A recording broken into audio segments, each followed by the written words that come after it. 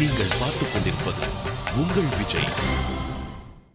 பண்டிகை அன்னைக்கு பெருமானையே பூஜிக்காமல், அவர் நினைவே இல்லாமல் வேற எங்கேயோ வெளியில வாசல்ல சுத்திட்டு எங்கோ சாப்பிட்டு விட்டு எங்கோ கேளிக்கைக்கு போய்விட்டு ராத்திரி 11 மணிக்கு திரும்பி வரேன்னு வச்சுங்க. அப்ப என்ன ஆகும்னால், அப்ப நான் ஆராதனமே பண்ணாதனாலே நான் எதுக்காக பண்டிகை கொடுத்துருக்கேன்னு இந்த இவன் தப்பா செலவழிச்சிருக்கானே என்ன பெருமாள் நினைக்கிறார். நினைத்தார்னா அவருக்கு சந்தோஷம் வராது. அவர் சந்தோஷம் வரலேன்னு சொன்னால் அருள் கிடைக்க போகிறதில்லை. அருள் கிடைக்கலேன்னு சொன்னால் துக்கம். ஆக மொத்தத்தில் அந்த பண்டிகையை நல்லதாக கொண்டாடிதான் நினச்சினுட்டு துக்கத்தில் கொண்டு போய் விட்டுட்டேன். உண்மையில் அன்றைக்கி நான் சுகப்பட வேண்டிய நாள். பண்டிகைன்னா சுகப்படுறதுக்கு நினச்சின்னு தான் ஆரம்பித்தேன். ஆனால் பண்டிகை அன்னைக்கு பண்ண வேண்டியதை பண்ணாதனாலே துக்கத்தில் கொண்டு போய் விட்டது. ஆனால் நம்ம மனசில் என்ன தெரியுமா கணக்கு போட்டுருப்போம், இன்னைக்கு முழுக்க சுகமாக இருந்தோன்னு கணக்கு போட்டுருப்போம். ஆனால் அந்தோ பரிதாபம் அது துக்கத்தில் போய் முடிய போகிறது. ஆனால் நாம நினைக்கிறது பண்டிகை அன்னைக்கு ஆராதனைங்கிறார், பூஜைங்கிறார், பிரதட்சணங்கிறார், கோவில்ங்கிறார். இது என்ன சுவாமி இப்படியே அவர் வேலையை பார்த்துருந்தானா அப்புறம் எங்கள் வேலையை யார் பார்க்கறது? எப்போ நான் சந்தோஷப்படுறதுன்னு இல்லையோ, பண்டிகை அன்னைக்கு பண்ண வேண்டியதை பண்ணி பெருமாள் ஆனந்தப்பட்டாதான் எனக்கு சந்தோஷம் வரும். அப்போ ஏன் இதை சொல்கிறேன்னா, தீபாவளி பண்டிகைங்கிறத அடியன் கண்டுபிடிச்சேன்னா நீ கண்டுபிடிச்சீங்களா? கார்த்திகையை நான் கண்டுபிடிச்சேன்னா நீ கண்டுபிடிச்சீங்களா? கொண்டாடுறதை மட்டும் நன்னா கொண்டாடுறோம் இல்லையோ. சாமி தீபாவளி கொண்டாட்டம்னு வச்சாலே அதை நான் கண்டுபிடிக்கவே இல்லையே, யார் கண்டுபிடிச்சா? அது நரக சதுர்தசிங்கிறதுக்காக கண்டுபிடிக்கப்பட்டிருக்கு. பெருமாள் போய் பௌமாசுரன் நரகாசுரனை கொன்ற நாள். அந்த அசுரன் இனிமே இந்த சதுர்தசியை என் பேர்ல கொண்டாடணும்னு கேட்டுட்டா.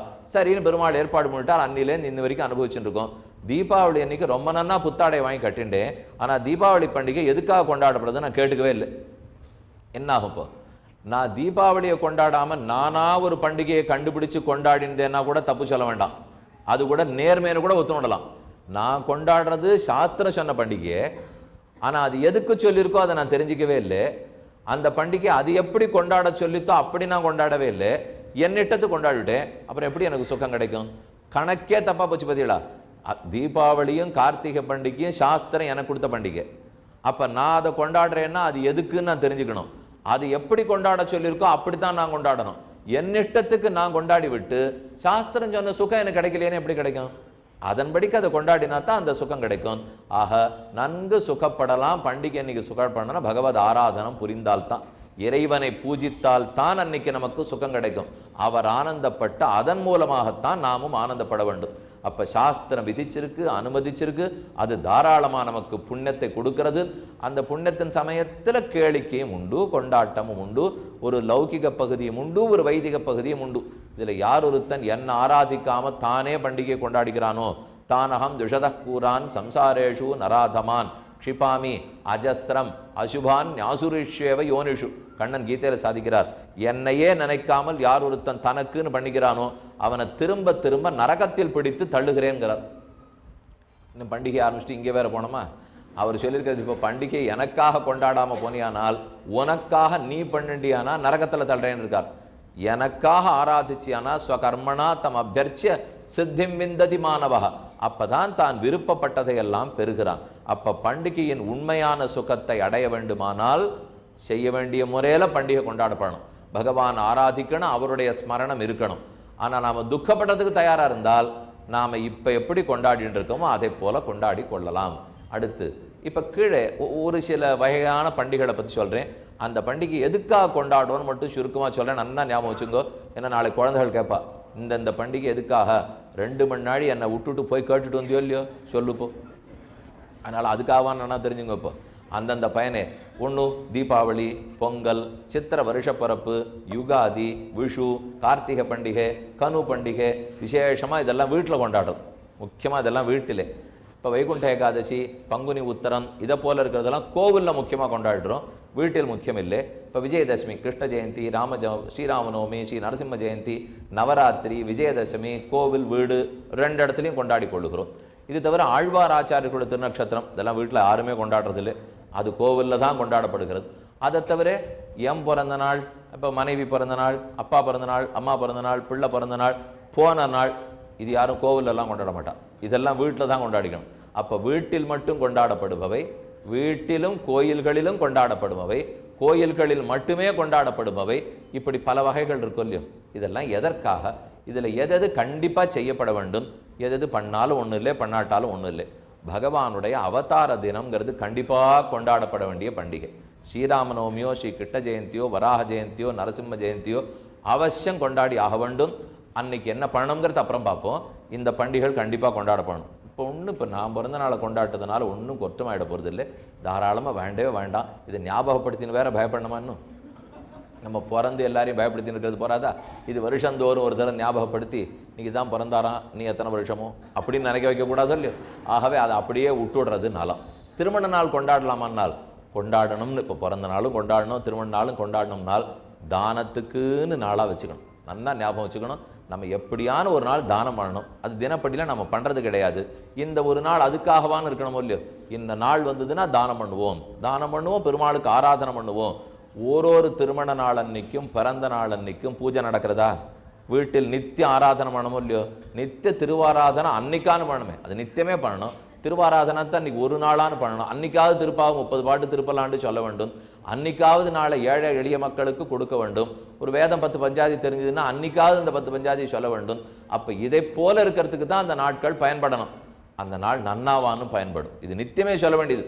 இப்போ நான் இப்படி சொன்னேன்னு வச்சுங்களேன், சாமி பிறந்த நாள் அன்றைக்கி பண்ணிட்டு ஆராதனை பண்ணால் போரும்னு ஒருத்தர் சொன்னார்னுவா. நான் அப்படிலாம் சொல்லவே இல்லை. இப்போ நித்தியமே பண்ணணும், விட்டுட்டோமே அன்னைக்கு ஒரு நாளானு பண்ண வேண்டாமா என்பதற்காக கேட்கிறேன். அப்போ தானம் பண்ணுற நாளாக வச்சுப்போம், நல்லதை பேசுகிற நாளாக வைத்துக்கொள்ளுவோம். ஸ்ரீராமநவமி, ஸ்ரீ கிருஷ்ண ஜெயந்தி, நரசிம்ம ஜெயந்தி இதெல்லாம் பெருமானுடைய அவதார தினங்கள் கண்டிப்பாக கொண்டாடப்படணும். அடுத்த வகை அவருக்கே ஆனந்தத்தை கொடுக்கறதுனால் பக்தர்களுடைய அவதார நன்னாள். இப்போ ராமானுஜ ஜெயந்தி கொண்டாடுறோம். நம்மாழ்வாருடைய திருவதார திருநக்ஷத்திரம், நாதமுனிகள் திருநக்ஷத்திரம், ஆளவந்தார் திருநக்ஷத்திரம், இது விடாமல் வீட்டில் கொண்டாடப்பட வேண்டும். அன்னன்னைக்கு அவரவர்களுடைய தனியன் சொல்லணும், அவரவர்களை பற்றின பாசுரத்தை சொல்ல வேண்டும். இந்த பெரியோர்களுடைய ஜெயந்தியை கொண்டாடணும்னால் ஸ்ரீராமநவமி கொண்டாடுறதை விட பெருமாள் இன்னும் ஆனந்தப்படுறார். ஏன்னா அவருக்கு திருப்தி, தன் பக்தனை கொண்டாடிவிட்டு அவர் ரொம்ப திருப்திப்படுறார். அவரை கொண்டாடுறது நிச்சயமாக சேர்த்தான் போகிறோம், நம்ம விட்டுட போகிறது இல்லை. அதை விட பக்தனுக்கு கொண்டாடினோம் இன்னும் பெருமாள் திருப்திப்படுகிறார்.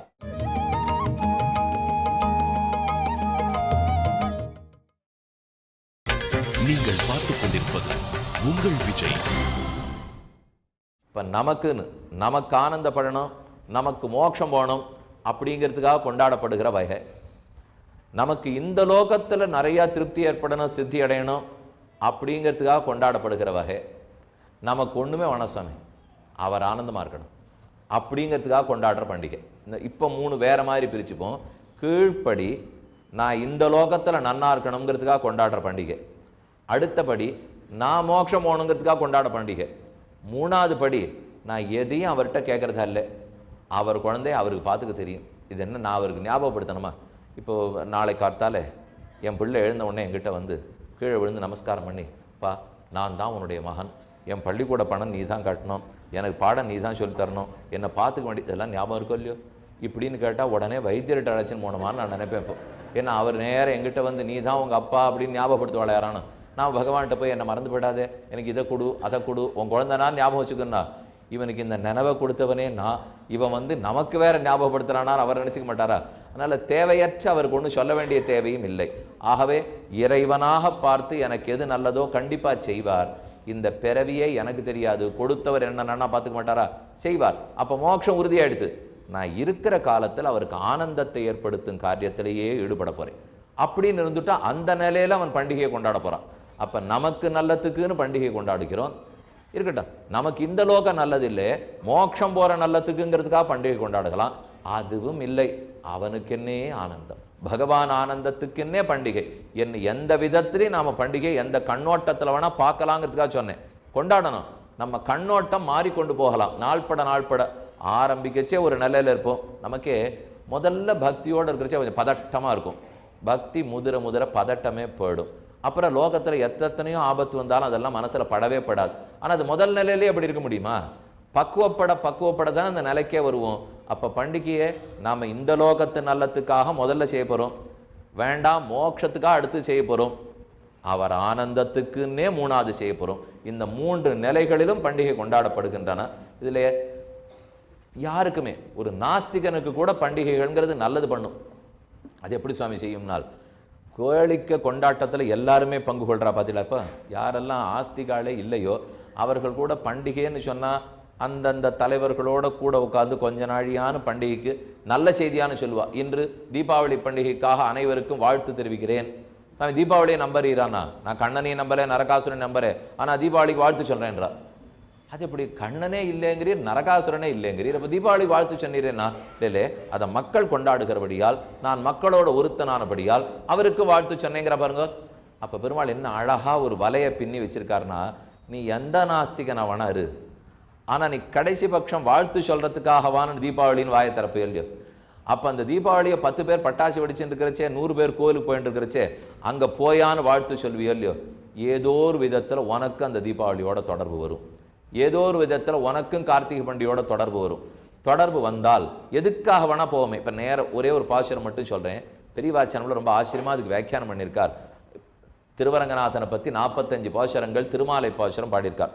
குடதிசை முடிய வைத்து குணதிசை பாதம் நீட்டி வடதிசை பின்பு காட்டி தென்திசை இலங்க நோக்கி கடல் நிற கடவுளந்தை அரவணை துயிலுமா கண்டு உடலனக்கு உருகுமாலோ என் செய்கேன் உலகத்தீரேன்னு பாசுரம். அந்த பாட்டில் சொல்கிறார், சின்ன ஸ்ரீரங்கம் பெரிய கோவில், பெருங்கோவிலில் சின்ன குழந்தைகளுக்கு அந்த கோவிலுக்கு என்ன சம்பந்தம், குமாரர்களுக்கு என்ன சம்பந்தம், யுவாக்களுக்கு என்ன சம்பந்தம், விருத்தர்களுக்கு என்ன சம்பந்தம் நாளா சொல்றார். குழந்தை பிராயத்தில் இருந்தால் ஓடி பிடிச்சு விளையாடுறதுக்கு கோவிலுக்கு போகணும். அப்புறம் பள்ளிக்கூட பிராயத்துக்கு வந்துட்டா படிக்கிறதுக்கு கோவிலுக்கு போகணும். அப்புறம் இளைஞன் ஆயிட்டானால் கல்யாணம் பண்ணிக்க பெண் தேடுறதுக்கு கோவிலுக்கு போகணும். அதுக்கப்புறம் வயசானவன் ஆயிட்டா இவனால நடக்க முடியாதுன்னு ரங்கநாதரே வீதிக்கு வந்துடுறாருன்ட்டார். ஆக 4 பிராயம் சொல்லியிருக்கார். குழந்தையா இருந்தா கோவிலில் விளையாட போகிறான், குமாரனா இருந்ததுன்னா படிக்க போகிறான், அவனே இளைஞன் ஆயிட்டான்னா பெண் தேட போகிறான், வயசானவன் ஆயிட்டானா இவனால முடியலன்னு இவன் வீடு தேடிக்கு வந்துடுறார். ஆக மொத்தத்தில் எந்த வயசுலையும் யாருக்கும் கோவிலோட சம்பந்தம் இருக்கணும். இந்த சம்பந்தம் விட்டுடுறதை மட்டும் பெருமாள் ஒத்துக்கவே மாட்டார். சம்பந்தம் இருந்தால் என் அழகில் ஈடுபட்டு நீ வந்தே தீருவாய்.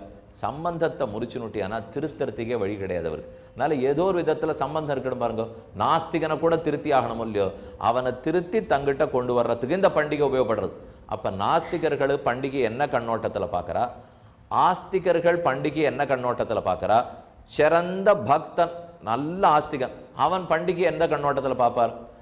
ஒரு நாஸ்திகன் பண்டிகையை பார்க்கறது ஏதோ மற்ற பேருக்காக நாமும் போய் ஒட்டிக்கிறோம், இவ்வளவுதான் அவருக்கு தெரியும். அதில் இருக்கிற கோலாகல கொண்டாட்டத்தை மட்டும்தான் அவர் யோசிப்பார். வைதிக கர்மத்தை பற்றியோ ஆராதனத்தை பற்றியோ அவனுக்கு கவலையே இல்லை.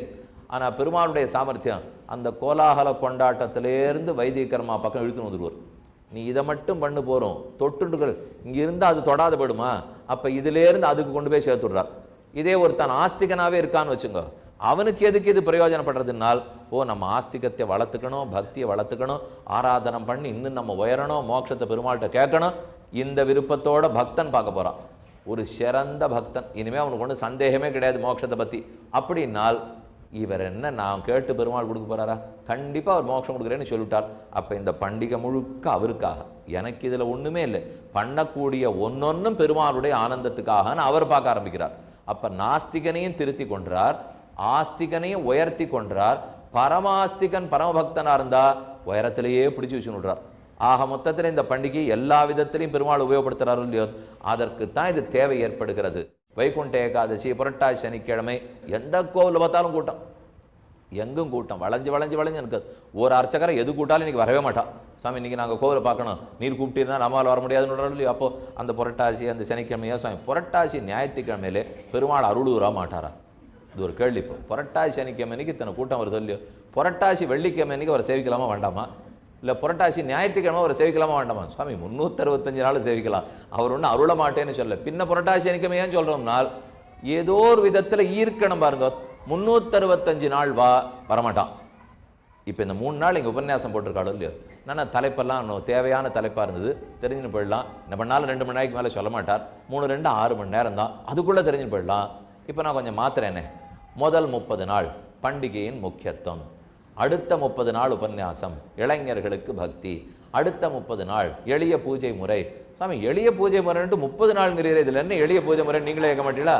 அதனாலே அதுக்குன்னு ஒரு நாள் ஒரு நேரம் ஒன்றுன்னு வச்சா தான் மக்கள் வருவா. அதுக்கு தான் சரி, இது ஆடி வெள்ளிக்கிழமை, தை வெள்ளிக்கிழமை தாயார் சன்னதிக்கு போய் சேவிச்சுட்டு வா, இது இப்போ நவராத்திரி இந்த சன்னதிக்கு போய் சேவிச்சுட்டு வா, இது புரட்டாசி மாதம் ஸ்ரீனிவாச பெருமாளுக்கா புரட்டாசி மாதம் போய் சேவிச்சுட்டு வா, திருவோண நட்சத்திரம் அது பெருமாளுக்கா நட்சத்திரம் சேவிச்சுட்டு வான்னுட்டு ஏதோ ஒரு விதத்தில் அதை நாம கொண்டு வந்தா தான் மக்கள் வருவா. வந்தப்புறம் வசதிக்கலாம். முதல்ல கூட்டின்னு வர்றதுக்கு தான் இது. இப்ப 10 அவதாரங்கள்னு சொல்றோம். 10 தான் அவதாரம்னா ஆயிரக்கணக்கான அவதாரங்கள் பெருமாள் பண்ணியிருக்கார். 1000 அவதாரம்னு சொன்னா யார் கேட்க வருவா? தசாவதாரம்னு சொன்னா சரி கேட்கறேங்கிறதுக்காக வரான். அப்ப 10 தான் வருவா. வந்துட்டு அந்த 10 அவதாரத்தை அனுபவிச்சுவன் என்ன நினைக்கிறான், பெருமாள் எங்க பெருமாள் 10 தான் பண்ணியிருக்காரான. ஓ எண்ணிறந்தது பண்ணியிருக்கார் நினைச்சேன். இந்த 10ன்னு சொல்லச்சவே இது ஏதோ ஒரு எண்ணிக்கையா இருக்கும். அவர் எண்ணிறந்த அவதாரம் தானே. அப்ப அவன் தேட போறான். இதுல அந்த நிலைக்கு வந்தவனை தேட விட்டா தான் அவன் 1000 தேடுவனே தவிர முதல்ல ஒண்ணுமே தெரியாத வாசல்ல ஒரு 1000னா அவன் வரவே மாட்டான்.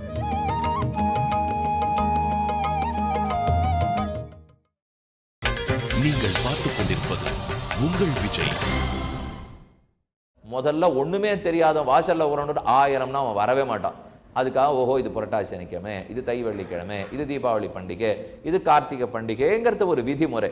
அது ஒரு வரைக்குள்ளே நீங்கள் மாடெல்லாம் மேய போகிறது பாருங்க, அது எங்கேயும் போகக்கூடாதுன்னு ஒரு முக்கோணத்தில் ஒரு சட்டம் போட்டு விடுவா மாட்டு கழுத்தில். கொண்டி மாட்டுக்கு தடிகட்டி விடுவாரை போலேன்னுட்டு. அது அந்த சட்டம் போடலைன்னா கண்ட இடத்துல போய் மேய்ச்சல் நிலத்துக்குள்ளே வீணாக்கிடும். அதுக்காக தான் அந்த சட்டம் போட்டு வைக்கிறது. நமக்கு அதே போல் இந்த ஆஸ்திக்கம்ங்கிற வட்டத்திலேருந்து இவன் வெளியில் போயிடக்கூடாது. பக்த வட்டத்துக்குள்ளே இவன் இருக்க வேண்டும். அதுக்கு தான் சுற்றி சுற்றி இதெல்லாத்தையும் பெருமாள் ஏற்படுத்தி வச்சிருக்கார். இப்போ இவ்வளோ பெரிய கோவில் எதுக்கு ஸ்ரீரங்கத்தில் கட்டியிருக்காள்னா, ஒரு இளைஞன் பெண்ணு தேடுறதுக்குன்னு என்ன தைரியமாக எழுதியிருக்கார் பாருங்க.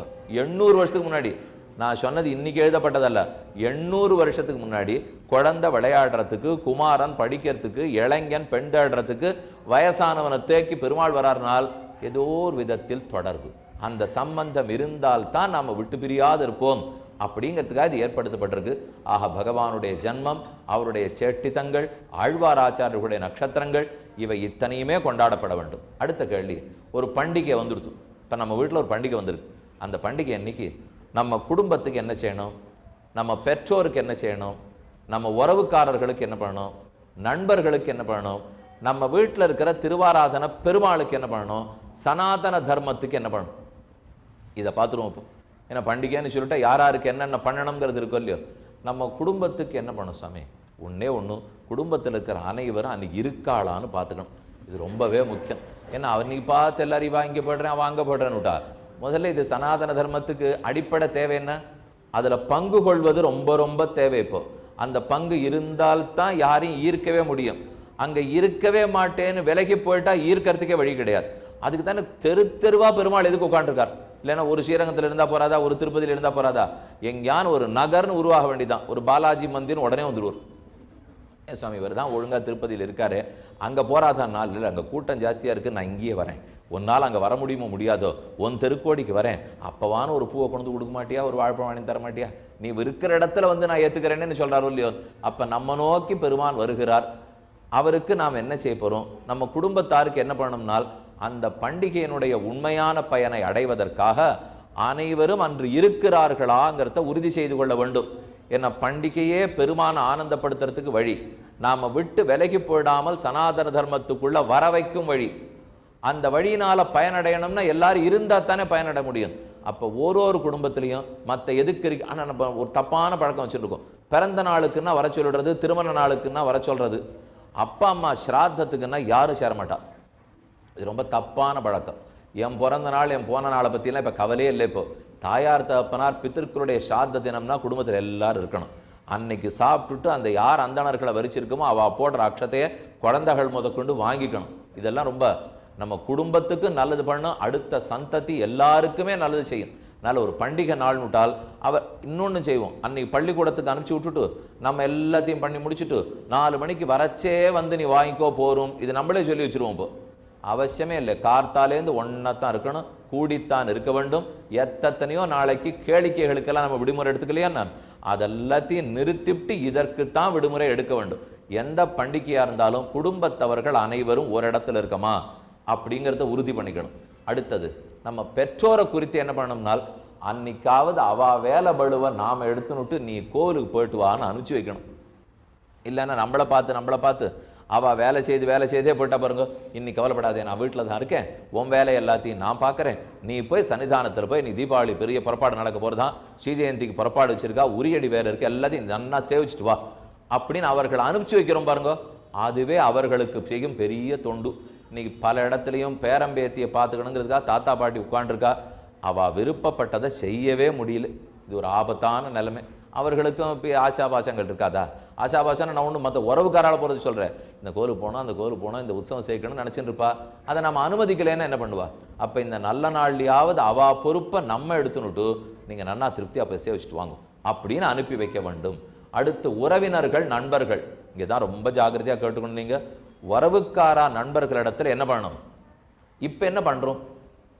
இப்போவும் அவள்லாம் வந்துட்டு இருக்கா, பார்த்துட்டு இருக்காளோ இல்லையோ. ஒரு பண்டிகைன்னு வந்துட்டா, கார்த்திகை பண்டிகை, பொங்கல் பண்டிகைலாம் உறவுக்கார நண்பர்கள்லாம் பார்க்குறோமோ இல்லையோ. என்ன பேசிக்கிறோமோ அதை அப்படியே மாற்றணும். இப்போ நாம் என்ன அவளோட பேசி கழிக்கிறோமோ அதை அப்படியே மாற்ற வேண்டும். இப்போ பேசுவது கடந்த பண்டிகையில் சந்தித்த நாள்லேருந்து இந்த பண்டிகையில் சந்தித்த நாள் வரை நம்ம வீட்டில் என்னென்ன வம்பு தும்புகள் நடந்தன, என்னென்ன புது பண்டங்கள் வாங்கினோம், யாரிடத்தில் விரோதித்து கொண்டோம், யாரை புது நண்பர்களாக்கி கொண்டோம், இதை பேசி கழித்து விட்டு போய்விடுகிறோம். இதைத்தான் இப்போ இருக்கிற நண்பர்கள் உறவுக்காரால்கிட்ட நம்ம பண்ணுறது. இப்போ இனிமே உண்மையாக தெரிஞ்சிட்டவன் என்ன தெரியுமா செய்வான்? நண்பர் உறவுக்காரரிடத்தே பண்டிகைகள் எதற்காக ஏற்படுத்தப்பட்டுருக்குன்னா, இது சனாதன தர்மத்துக்கு ஒரு வழியாமே, இது புண்ணிய சம்பாதிக்கிற வழியாமே, பகவான் ஆராதனம் பண்ணி அவரை திருப்திப்படுத்துறதுக்கு வழியாமே, அப்படி நான் உபயோகப்படுத்த ஆரம்பிச்சிட்டேனே, அப்படி நீ உபயோகப்படுத்த ஆரம்பிச்சுட்டியான்னு பேசணும். இது ஏன் சுவாமி வீண் பம்ப நீர் விலைக்க வாங்க சொல்கிறீர்? இப்போ நாங்கள் பாட்டுக்கு ஏதோ உற்றார் உறவினர்னு கை குலுக்கிட்டு போயிட்டு இருக்கோம், இதெல்லாம் பேச ஆரம்பித்தா அவள் ஒத்துப்பாளானால் அப்போ அவள் நல்ல நண்பர்களான்னு நீங்கள் தான் முடிவு பண்ணிக்கணும். இப்போ அவளுக்குரிய நல்லத்தை நீங்கள் எடுத்து சொல்கிறீள், ஆனால் கேட்டுக்க மாட்டேன்னு சொன்னால் அப்புறம் நட்பிலிருந்து வெளியே வருவது தான் வழி, வேறு வழி இல்லை. ஏன்னா நம்மளும் சேர்த்து ஒரு ஓடம் முழுக போகிறது. நான் செஞ்சோற்று கடன் தீர்ச்சே ஆகணும், இந்த ஓடத்தோடு சேர்ந்து நான் முழுகியே தீர போகிறேன்னா யாரான்னு சொல்லுவான்? முட்டாள் தான் சொல்லுவான். ஓடம் முழுக போகுதுன்னா குதிச்சு தப்பிக்கிறதுக்கு வழி பார்ப்பாடா, இல்லை ஓடத்தோடு சேர்ந்து நம்மளும் முழுகுவாடா? இப்போ சுவாமி நீர் மூழ்காதையும் நான் மூழ்காது இருக்கிறதுக்கு வழி சொல்கிறேன். நான் மூழ்கத்தான் போகிறேன், நீயும் கூடவான்னு சொன்னால் நான் போவேனா? நான் கண்டிப்பாக இங்கே இந்த விலைக்குத்தான் ஆகணும். அப்போ நல்லத்தை எடுத்து சொல்ல போகிறோம். பகவானுடைய ஸ்மரணத்துக்காக அவரை பற்றின நாமங்களை சொல்லி பண்டிகையினுடைய உண்மையான பயனை நீயும் பெற வேண்டும் தான் பேசணும். அதை வலியுறுத்தி சொல்லணும். சுவாமி நான் எடுத்து சொல்கிறேன், ஆனால் அவர் கேட்டுக்காட்டா என்ன பண்ணுறது? கவலையப்படாதீங்க, சொல்ல வேண்டியது மட்டும்தான் நம்ம வேலை. கேட்டுக்கிறதும் கேட்டாதான் அதற்குரிய காலம் வந்தால் தான் அது நடக்கும்.